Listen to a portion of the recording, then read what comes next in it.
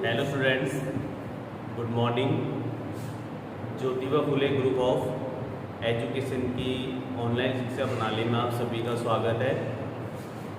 कल तक के वीडियो में बेटा अपन ने पहले चैप्टर के बारे में चर्चा कर रहे थे और पहले चैप्टर के अंदर भी अपन ने टॉपिक स्टार्ट कर रखा था क्षरण वाला, सोइल इरोजन वाला, यानी मृदा क्षरण वाला टॉपिक चल रहा था, जिसमें अपन ने मृदा क्षरण के बारे में पढ़ लिया था। उसके बाद क्या नाम से उसके कितने प्रकार होते हैं मृदा क्षरण के, वो पढ़ लिए थे। फिर अपन शक्तियों के बारे में चर्चा कर रहे थे। पहली शक्ति अपन ने जल क्षरण पढ़ ली थी ना बेटा। जल क्षरण कितने प्रकार से होता है और उसके बाद में क्या नाम से उसको प्रभावित करने वाले कारक पढ़े। प्रभावित करने वाले कारकों के बाद अपन पढ़ रहे थे कि उसको जल क्षरण को रोकने की विधियाँ, ये अपन ने स्टार्ट कर दी थी। पहली विधि अपन ने सस्य संबंधी विधियाँ पढ़ी। जैविक विधियों में पहली विधि सस्य संबंधी विधियाँ, सस्य संबंधी विधियों के 4-5 पॉइंट पढ़ लिए थे। आज पढ़ेंगे अपन सस्य संबंधी विधियों का छठा पॉइंट, यानी पट्टियों में फसलों को बोना। पट्टियों में फसलों को बोना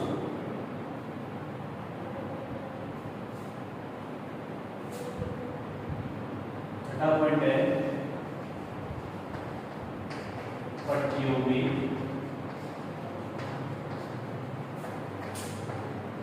फसल को बोना। अब इसके द्वारा जल का क्षरण कैसे होगा, यानी इस प्रणाली में क्या करते हैं, जो अपन फसल बोएंगे वो क्या करेंगे बेटा, ढाल के विपरीत, इसके विपरीत ढाल के विपरीत समानांतर पट्टियों में भू क्षरण अवरोधी और बहुत कम गिराई में जाने वाली फसलों की क्या कर देते हैं अपन, बुआई कर देते हैं। जिससे क्या होगा कि जिससे ऊपर से बहकर आई हुई मिट्टी है इन पौधों के द्वारा क्या हो जाती है, पौधों की जड़ों के द्वारा उसको क्या कर लिया जाता है, रोक लिया जाता है और इन प्लांट्स के द्वारा जल का अवशोषण भी कर लिया जाता है। कहने का मतलब जब जल का अवशोषण हो जाएगा तो क्या होगा, क्षरण नहीं होगा। देखो इस प्रणाली में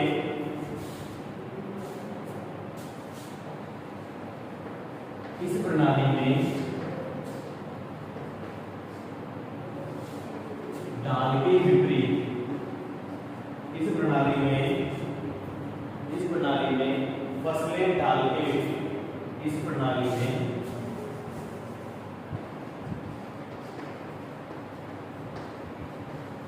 फसलें ढाल के विपरीत समानांतर, ढाल के विपरीत समानांतर पट्टियों में, समानांतर पट्टियों में,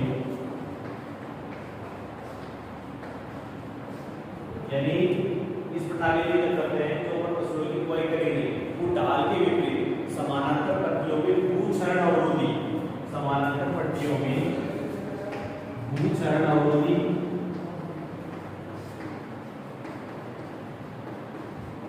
वे कम निरंतराई चाहने वाली, भू क्षरण अवरोधी तथा कम निरंतराई चाहने वाली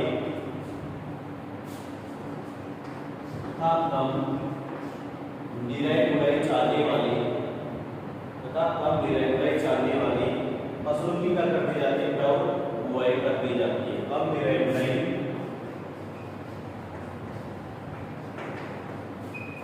निरंतराई चाहने वाली फसलों की एकांतर क्रम में, एकांतर क्रम में, एकांतर क्रम में या एकांतर पट्टियों में, एकांतर क्रम में उगाई जाती है। जिससे यानी जब अपन फसल को पट्टियों में बोलेंगे, जिससे क्या होगा, ऊपर से बहकर जो आई हुई मिट्टी है और पानी है वो क्या रहते हैं, रुकते रहते हैं। जिससे ऊपर से बहकर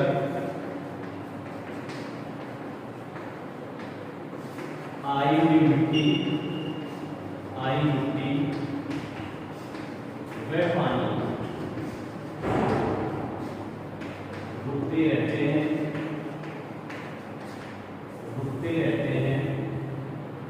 जिससे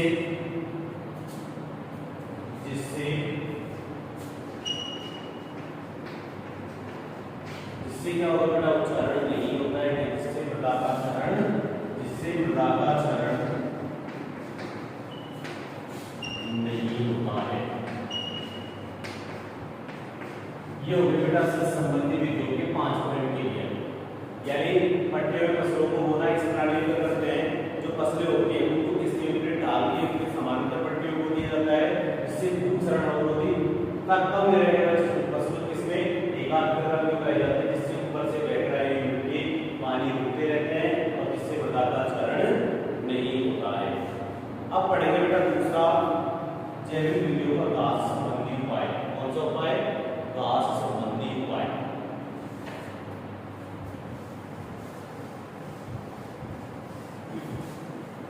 घास संबंधी उपाय।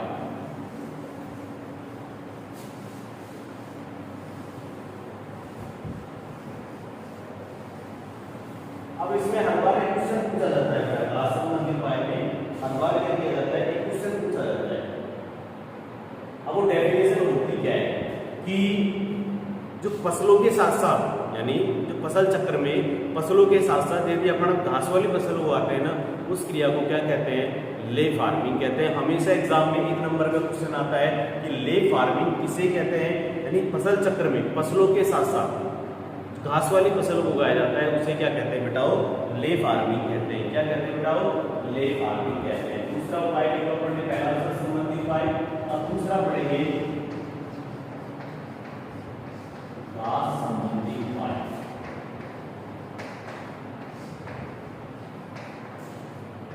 घास संबंधी उपाय फसल चक्र में अन्य फसलों के साथ साथ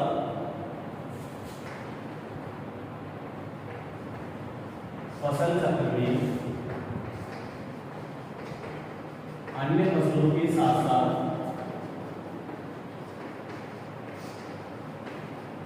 अन्य फसलों के साथ साथ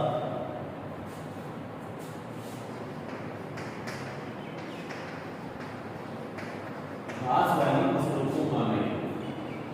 घास वाली फसलों को उगाना ले फार्मिंग कहलाता है। ले फार्मिंग कहलाता है। यानी कहने का मतलब फसल चक्र में अन्य फसलों के साथ घास वाली फसलों को उगाना क्या कहलाता है? ले फार्मिंग कहलाता है। क्या कहलाता है बेटा? Ley farming. अब घास संबंधी उपाय उसमें क्या करेंगे कि जैव विधि मृदा और जल संरक्षण में क्या होती है बेटा? सहायक होती है। घास संबंधी उपाय देख लो, यह विधि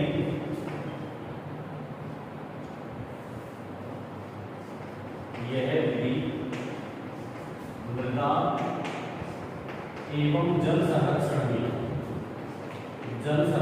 में सहायक होती है।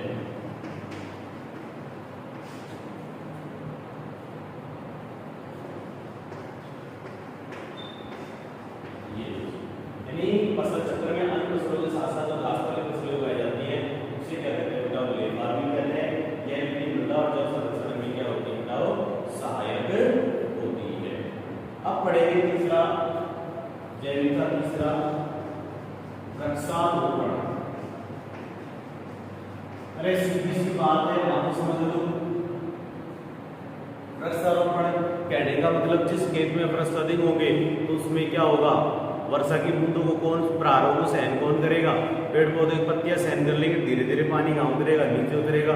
ना तो मृदा का क्षरण होगा और जल का भी क्या हो जाएगा? संरक्षण हो जाएगा। प्लांटों के द्वारा उस पानी को क्या कर लिया जाएगा? सूख लिया जाएगा। इसलिए वृक्षारोपण भी इसमें सहायक होती है। जल संरक्षण, मृदा संरक्षण में सहायक होती है। वृक्ष वर्षा की बूंदों को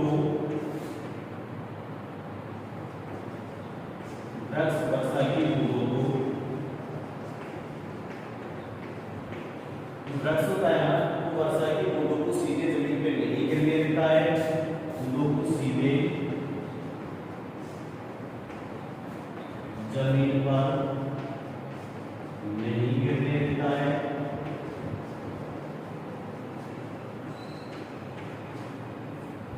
नहीं गिरने देता है, और यानी वृक्ष वर्षा के बुंदों क्या करते हैं, सीधे जमीन पे नहीं गिरने देता है, और पानी को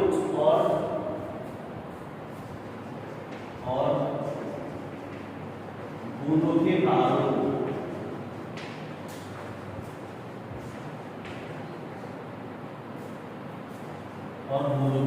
को पेड़ पौधों की पत्तियों के द्वारा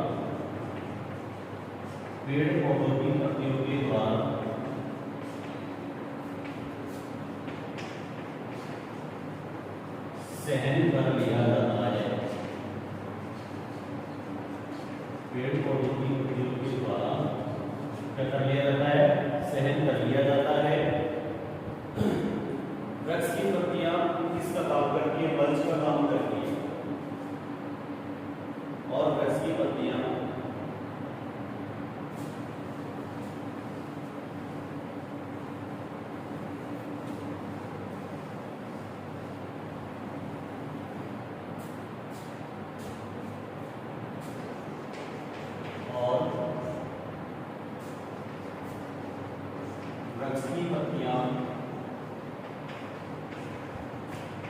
मल्च का काम करती है।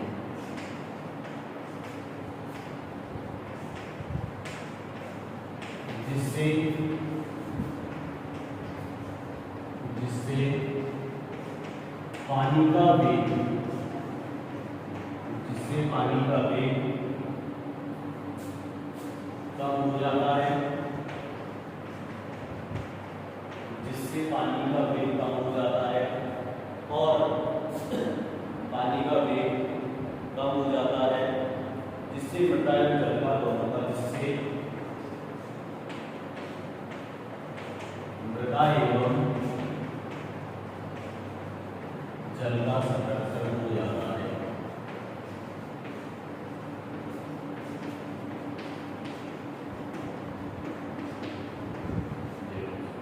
ये हो गए बेटाओ जलीय क्षरण को रोकने की विधियों के जैविक विधियों में 3 उपाय पढ़ लिए, इससे संबंधी उपाय, उसके बाद पढ़ लिया घास संबंधी उपाय, तीसरा पढ़ लिया वृक्षारोपण। ये तो पढ़ लिया जैविक विधियां। अब पढ़ेंगे बेटा यांत्रिक विधियां। क्या पढ़ेंगे, यांत्रिक विधियां। अब यांत्रिक विधि कहने का मतलब है यंत्रों के द्वारा, यानी यंत्रों के द्वारा जल का संरक्षण करना है। क्या कहलाती है, जल संरक्षण विधियां कहलाती है।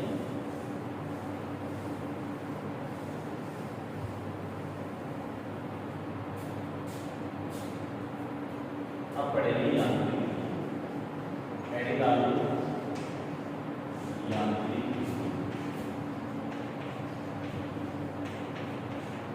पहले विधि पढ़ेंगे बेटा क्यारियां थाला बनाना। क्यारियां थाला बनाना।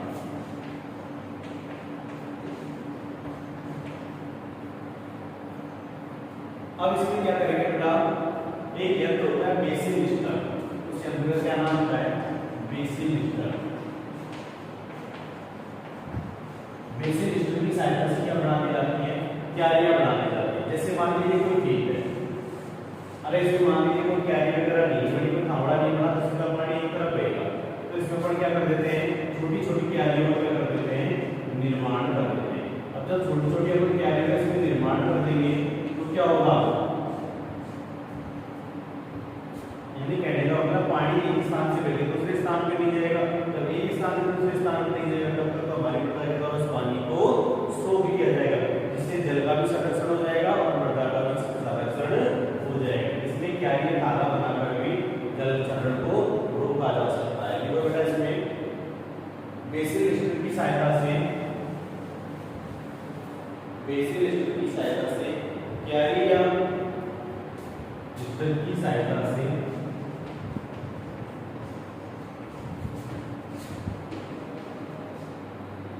क्यारी एवं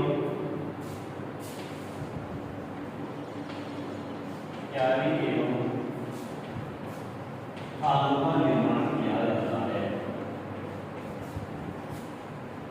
थालों का निर्माण किया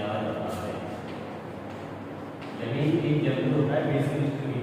यानी क्यारी में थाली बनाने के लिए कौन से यंत्र का उपयोग किया जाता है, ध्यान रखना, वो कौन से यंत्र का उपयोग किया जाता है बेटा, बेसिन लिस्टर का प्रयोग किया जाता है, निर्माण करते हैं। क्यारी बेसिन लिस्टर की सहायता से क्यारी के थालों का क्या किया जाता है, निर्माण किया जाता है। ये थाली जल के भाप को रोककर, ये क्यारी में थाली, ये क्यारी में थाली जल के बहाव को रोककर, जल के बहाव को रोककर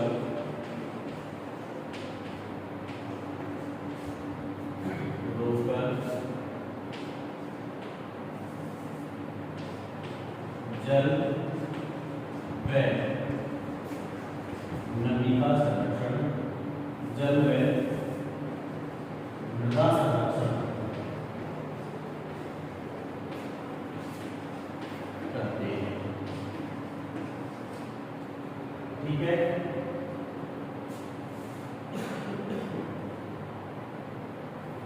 बेसिन लिस्टर की सहायता से क्या करते हैं, क्यारी थालों का निर्माण किया जाता है। ये क्यारी थाली जल के बहाव को रोककर किसका, जल व मृदा का संरक्षण करते हैं। दूसरा पॉइंट पढ़ेंगे अधोभूमि की गहरी जुताई। अधोभूमि की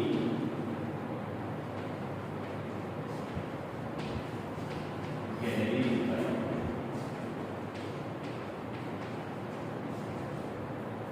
अब एक यंत्र आता है अधोभूमि को तोड़ने के लिए, एक यंत्र आता है सबसोइलर।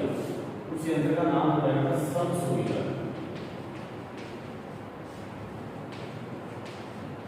कौन सा यंत्र होता है बेटा, सबसोइलर यंत्र होता है। अब इसमें क्या किया जाता है, जैसे मान लीजिए हमारी कोई मृदा है, अब इसमें कह रहा है कि अधोमृदा की गहरी जुताई करिए, यानी गहरी का मतलब काफी गहराई की जाती है। नीचे जो कठोर परत होती है उसको कौन से यंत्र के द्वारा, सबसोइलर नामक यंत्र होता है, उसके द्वारा तोड़ दिया जाता है।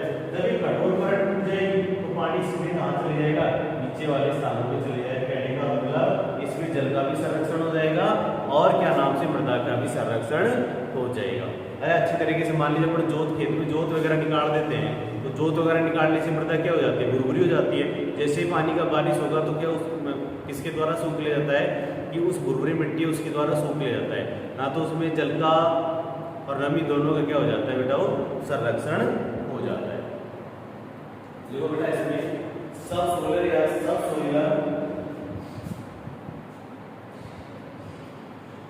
सबसोइलर की सहायता से कठोर परत को तोड़कर, सबसोइलर की सहायता से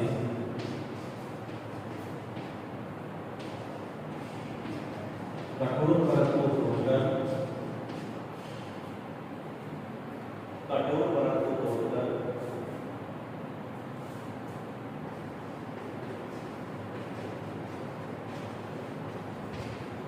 मृदा की जल धारण क्षमता को, मृदा की जल धारण क्षमता को क्या कर दिया जाता है, बढ़ा दिया जाता है। मृदा की जल धारण क्षमता को बढ़ा दिया जाता है, क्षमता को बढ़ा दिया जाता है, जिससे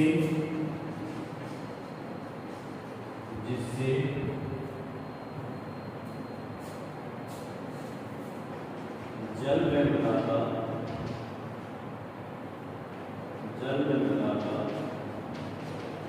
संरक्षण हो जाता है। जल व मृदा का क्या हो जाता है, संरक्षण हो जाता है। दो पॉइंट हो गए यांत्रिकी। अब तीसरा पढ़ेंगे कंटूर टेरेस बनाना, यानी यांत्रिक विधि में पहला पढ़ने वाला क्यारी का थाला बनाना।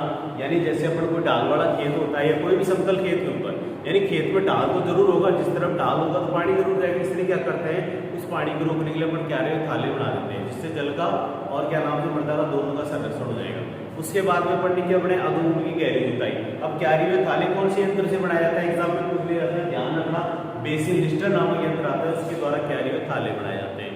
और उसके बाद में जो अधोभूमि की गहरी जुताई के लिए कौन से यंत्र का प्रयोग किया जाता है, सब सोइलर नामक यंत्र आता है उसका क्या किया जाता है बेटा, वो प्रयोग किया जाता है। अब तीसरा पॉइंट पढ़ेंगे अपन,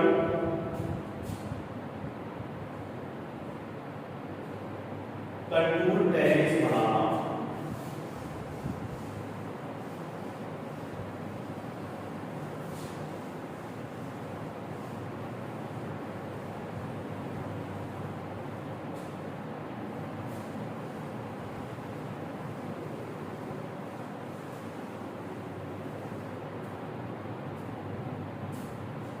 तीसरा पॉइंट है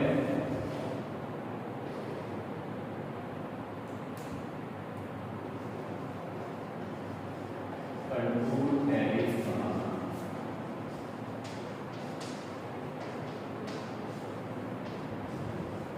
कंटूर टेरेस बनाना। अब कंटूर टेरेस बनाएगा जैसे मान लीजिए कोई खेत आता है, इस तरीके का कोई खेत है। अब इस खेत में जैसे अपन कंटूर बनाएंगे, कंटूर का मतलब होता है इसे चबूतरानुमा। कैसे बेटा, चबूतरानुमा। जैसे चबूतरा होता है उस तरीके का अपन इसे खेत बनाते हैं, इस तरीके का खेत बना दिया। अब इसमें क्या होगा, जैसे यहाँ पे बारिश का पानी आएगा सीधे यहाँ पे गिरेगा, और यहाँ पे गिरने से क्या होता है, समतल होता है। समतल होने का इसके द्वारा, इस क्षेत्र के द्वारा, इस मुद्दा के द्वारा इसको क्या कर दिया जाएगा, पानी को सूख लिया जाता है। जब पानी को सूख लिया जाता है, जल और नमी जल का और मृदा का दोनों में क्या हो जाता है, संरक्षण हो जाता है। इसे कहते हैं कंटूर टेरेस बनाना। देखो बेटा, जब ढालू मृदा में खेती की जाती है,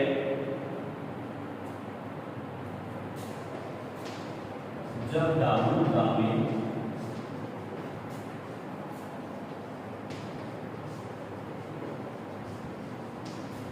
खेती की जाती है,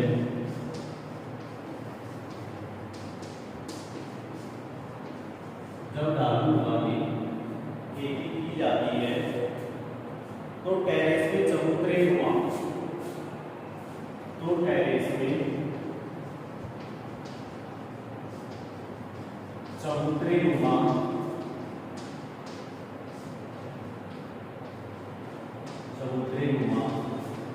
खेत बना दिए जाते हैं।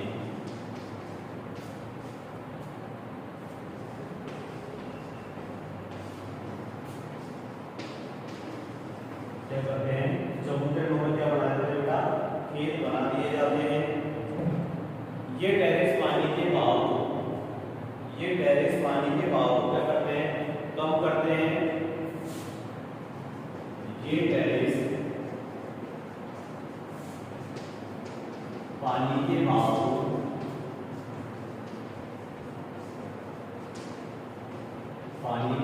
को कम करते हैं, जिससे मृदा की जल अवशोषण क्षमता, जिससे मृदा की जल अवशोषण क्षमता बढ़ जाती है।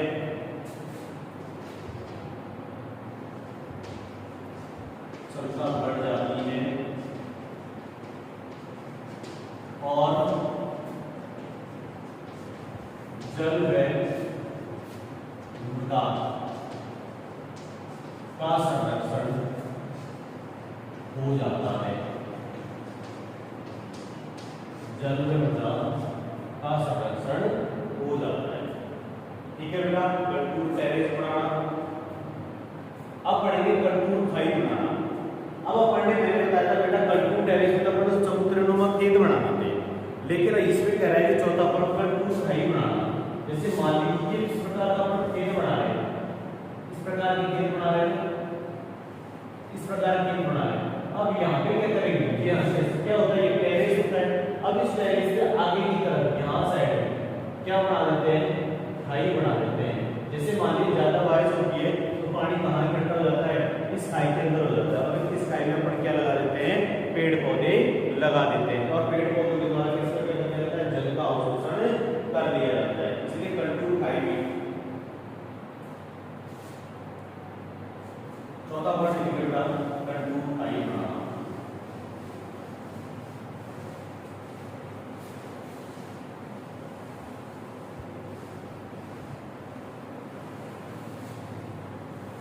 लास्ट पॉइंट है यांत्रिक विधियों का कंटूर आई बनाना।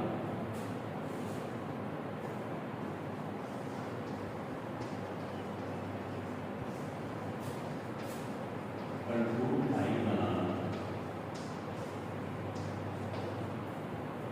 देखो बेटा ऐसे भाई 60 सेंटीमीटर चौड़ी तथा 30 सेंटीमीटर गहरी, 60 सेंटीमीटर चौड़ी तथा 30 सेंटीमीटर गहरी खाइयों का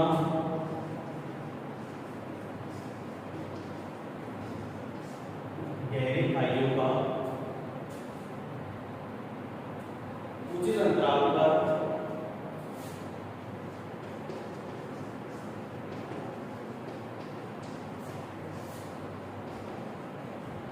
निर्माण कर देते हैं।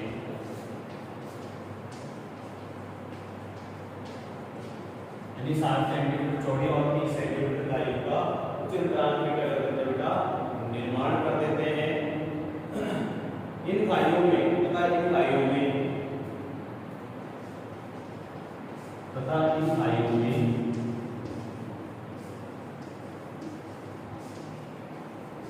फलदार रस भी लगा देते हैं तथा इन खाइयों में फलदार रस लगा देते हैं। ये हो गया बेटा क्या नाम से तुम्हारे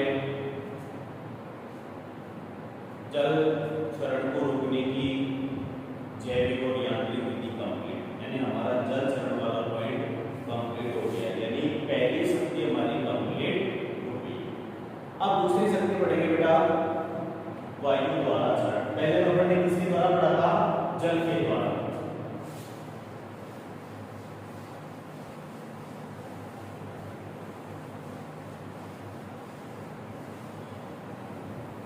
वायु क्षरण दूसरी शक्ति पढ़ेंगे वायु क्षरण। इसमें से हर बार बेटा जेल के अंदर एग्जाम में उससे पूछा जाता है वायु क्षरण। अब वायु क्षरण होता है क्या है, यानी तेज हवा या आंधी के द्वारा, यानी तेज हवा और आंधी के द्वारा मृदा के कणों को एक स्थान से दूसरे स्थान पर, यानी तेज हवा और आंधी के द्वारा मृदा के कणों को एक स्थान से दूसरे स्थान पर, यानी तेज हवा व आंधी के द्वारा मृदा के कणों को एक स्थान से दूसरे स्थान पर जो पहुंचा दिया जाता है उसे क्या कहते हैं बेटा, वो वायु क्षरण कहते हैं। यानी तेज हवा और आंधी के द्वारा मृदा के कणों को एक स्थान से दूसरे स्थान पर पहुंचाने की क्रिया को क्या कहते हैं बेटा, वो वायु क्षरण कहते हैं। अब वायु क्षरण 3 प्रकार से होता है। कितने प्रकार से होता है बेटा, 3 प्रकार से होता है। इसके बारे में पहले समझ लो, फिर उसके बाद में लिखाएंगे। सबसे पहले डेफिनेशन को लिख लो। देखो इसमें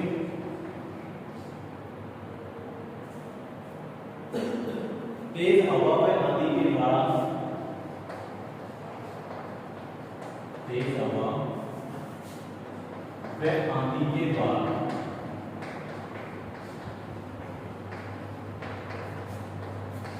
मृदा के कणों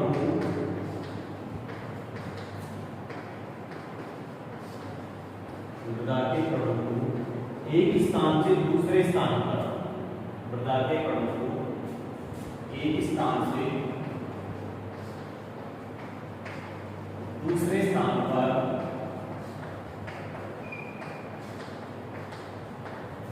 पहुंचाने की क्रिया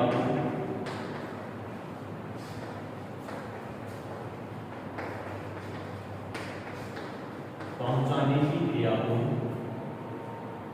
वायु क्षरण कहते हैं।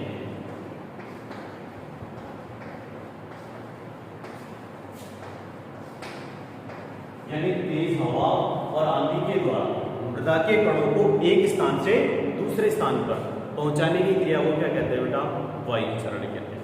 अब वायु क्षरण कितने प्रकार से होता है, ध्यान रखना 3 प्रकार से होता है। पहला होता है बेटा समझ लो, उछलन, निलंबन, और तीसरा होता है सतह। उछलन,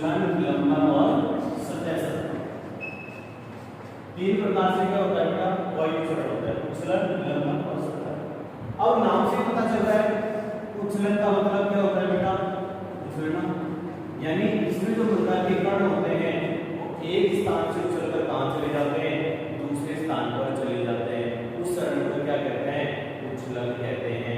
यानी उछलन का मतलब होता है उछलना, यानी मृदा के कण एक स्थान से उछलकर कहां चले जाएंगे बेटा, दूसरे स्थान पे चले जाएंगे। और ध्यान रखना इसमें जो कणों का आकार होगा वो होगा 0.1 से 0.5 mm। यानी उछलन में कणों का आकार क्या होता है, हर बार एग्जाम में उछलन कणों का आकार पूछा जाता है। यानी जब अपन जेट की तैयारी करेंगे 12वीं के बाद में, उसमें हमेशा ये क्वेश्चन जरूर पूछता है। कई बार पूछ लेता है कि निलंबन किस प्रकार का चरण होता है, कि जल चरण होता है, वायु चरण होता है, इस प्रकार से पूछ लेता है। तो कौन सा चरण होता है बेटा, वायु चरण होता है। कौन सा चरण होता है, वायु चरण होता है। उछलन का मतलब क्या होगा, उछलना। अब ध्यान रखना इस मृदा के जो कण होते हैं तेज हवा और आंधी के तूफान के दाब के द्वारा एक स्थान से उछलकर कहां चले जाते हैं, दूसरे स्थान पर चले जाते हैं। उसे क्या कहते हैं बेटा, उछलन कहते हैं। और इसमें कणों का आकार क्या होता है, 0.1 से 0.5 mm होता है। अब बात आती है निलंबन। निलंबन का मतलब होता है बेटा लटकना। निलंबन का मतलब क्या होता है, लटकना। अब लटकेगा कहां, आकाश में। यानी इसमें जो मृदा के कण इतने बारीक होते हैं कि तेज हवा और आंधी के तूफान के साथ क्या होते हैं कि हजारों किलोमीटर दूर जाके कहां लटक जाते हैं, वायुमंडल के अंदर लटक जाते हैं। और जैसे ही वायु का वेग कम होता है, और वायु का वेग कम होते ही हजारों किलोमीटर दूर जाके कण क्या हो जाते हैं, गिर जाते हैं। और इसमें ध्यान रखना निलंबन में कणों का आकार होता है बेटा 0.1 mm से कम होता है। कितना होता है, 0.1 mm से कम होता है। उसके बाद आती है सतह सर्पण। सतह सर्पण नाम से पता चला है सतह सर्पण, यानी सतह का मतलब क्या होता है बेटा, फर्श, और सर्पण का मतलब होता है रेंगना। यानी इसमें क्या होता है, तेज हवा और आंधी के द्वारा क्या होता है, मृदा के कण एक स्थान से रेंग के कहां चले जाते हैं, दूसरे स्थान पे चले जाते हैं। और इसमें कणों का आकार क्या होता है बेटा, 0.5 mm से क्या होता है, अधिक होता है। ध्यान रखना 0.5 mm से अधिक। यानी उछलन में कणों का आकार क्या होता है, एक स्थान से उछल कहां चले जाएंगे, दूसरे स्थान पे चलेंगे। उसमें कणों का आकार क्या होगा, 0.1 mm से 0.5 mm। निलंबन का मतलब होता है लटकना। अब इसमें कणों का आकार क्या होता है, 0.1 mm से क्या होता है बेटा, कम होता है। क्योंकि अब कण कौन से लटकेंगे, जो कणों का आकार छोटा होगा वही लटकेंगे। ये पहली बारी कण लटक जाएंगे। उसके बाद होता है सतह सर्पण। सतह का मतलब होता है फर्श, और सर्पण का मतलब होता है बेटा रेंगना। यानी इसमें कणों का आकार इतना भारी होता है कि वो एक स्थान से रेंग के कहां चले जाएंगे, दूसरे स्थान पे चले जाएंगे। और इसमें कणों का आकार क्या होता है, 0.5 mm से क्या होता है बेटा, अधिक होता है। इसलिए इस चीज का ध्यान रखना, तीनों कणों का विशेष ध्यान रखना।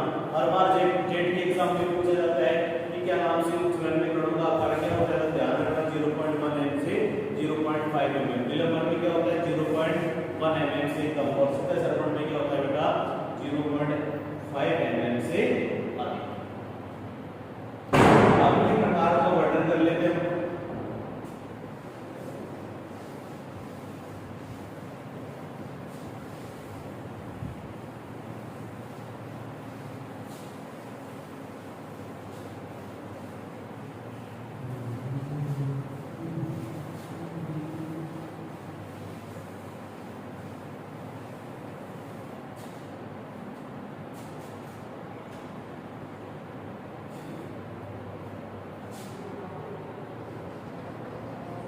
वायु द्वारा मृदा तीन प्रकार से होता है।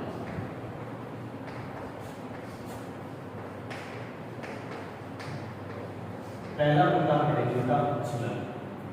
कौन सा, उछलन।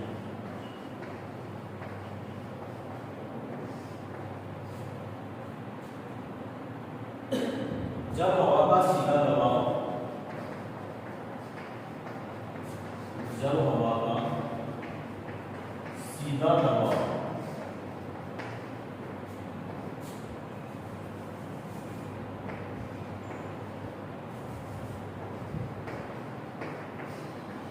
यानी जब हवा का सीधा दबाव मृदा के कणों का, जब हवा का सीधा दबाव मृदा पर पड़ता है, मृदा पर पड़ता है तब, यानी जब हवा का सीधा दबाव उसमें पड़ेगा, जब मृदा पर पड़ता है तो 0.1 से, तो 0.1 से 0.5 mm व्यास वाले कण, कितने से 0.1 से 0.5 mm व्यास वाले कण एक स्थान से उछलकर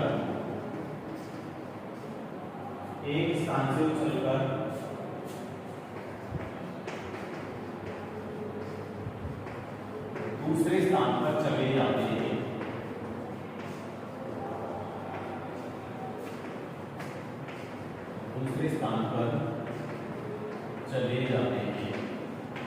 उस चरण को क्या कहते हैं? इस प्रकार के चरण को, एक स्थान से दूसरे स्थान पर चले जाते हैं, इस प्रकार के चरण को उच्छलन कहते हैं। इस प्रकार के चरण को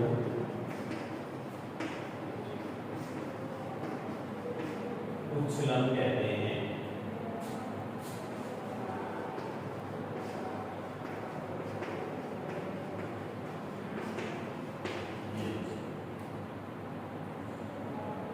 वायु द्वारा मृदा चरण का पहला प्रकार हो गया उच्छलन। जब हवा का सीधा दाब मृदा के कणों पे पड़ेगा तो मृदा के कण कितने व्यास वाले 0.1 से 0.5 mm व्यास वाले कण एक स्थान से उछलकर कहां चले जाएंगे? दूसरे स्थान पर चले जाएंगे। और इस प्रकार के चरण को क्या कहते हैं बेटाओ? उच्छलन चरण कहते हैं, या उच्छलन। इस प्रकार के चरण को उच्छलन चरण कहते हैं। अब दूसरा पढ़ेंगे क्या निलंबन।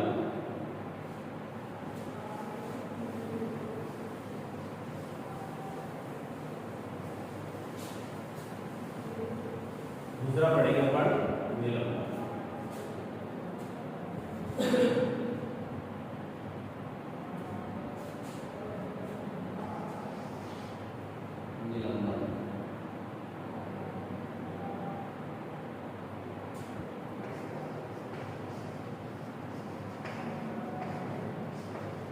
अब निलंबन में क्या होता है कि इस क्रिया में मृदा के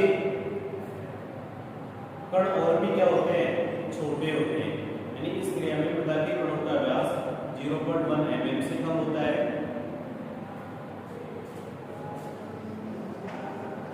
इस क्रिया में मृदा के कणों का व्यास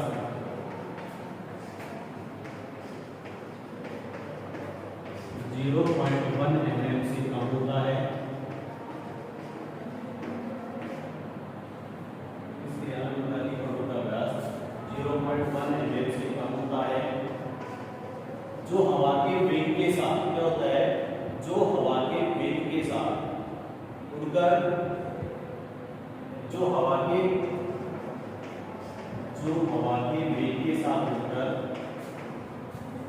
हवा के वेग के साथ उड़कर वातावरण में लटक जाते हैं, तो वायुमंडल में लटक जाते हैं तथा वायु का वेग कम होने पर और वायु का वेग कम होने पर और वायु का वेग कम होने पर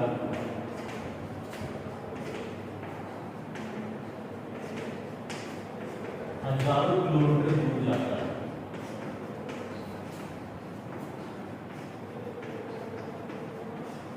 दूर जाकर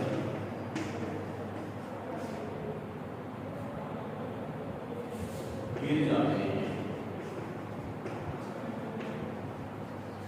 इस प्रकार के चरण को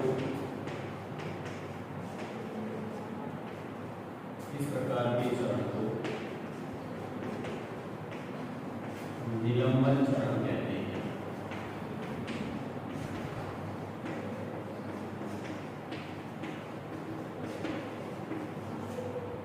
लास्ट पढ़ेंगे अपन सतह सर्पण। जो तीसरा है इसका वायु चरण का तीसरा पार्ट है सतह सर्पण। इसके बारे में अपन कल की वीडियो में चर्चा करेंगे। आज की वीडियो में इतनी चर्चा करेंगे। और एक बात का ध्यान रखना बेटा, उनके साथ के साथ नोट्स बनाते जाना। ये नहीं कि आप नोट्स नहीं बनाओ, इसलिए आपको साथ के साथ क्या बना रहे हैं, इनके नोट्स बना रहे हैं। कल की वीडियो, आज की वीडियो में इतनी चर्चा करेंगे बेटा। धन्यवाद।